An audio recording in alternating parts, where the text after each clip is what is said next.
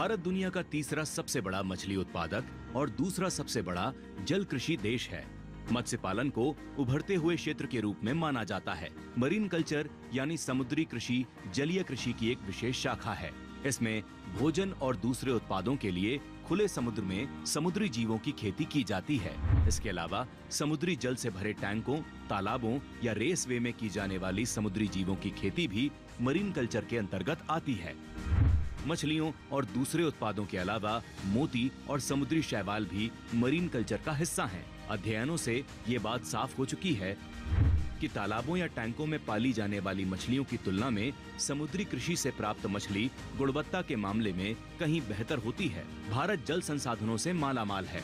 हमारे पास लगभग 8,118 किलोमीटर समुद्री तट रेखा, लगभग 2 मिलियन वर्ग किलोमीटर विशेष आर्थिक क्षेत्र और 5 लाख वर्ग किलोमीटर महाद्वीपीय शेल्फ हैं। विशेषज्ञों का अनुमान है कि ये संसाधन 4.41 मिलियन टन मत्स्य पालन क्षमता रखते हैं।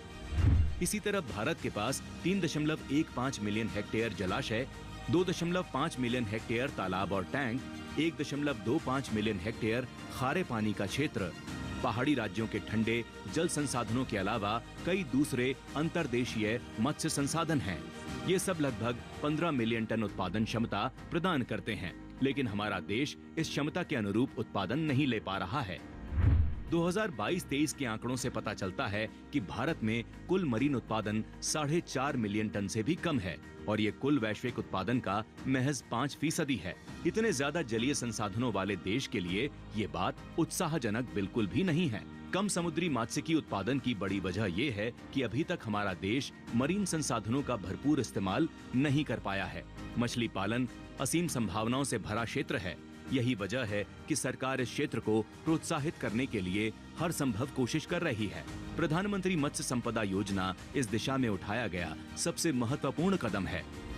इस योजना के अंतर्गत खुले समुद्र में मछली पालन के लिए 1518 पिंजरों और मछली पालन वाले 1172 जलाशयों के उन्नयन को मंजूरी दी गई है।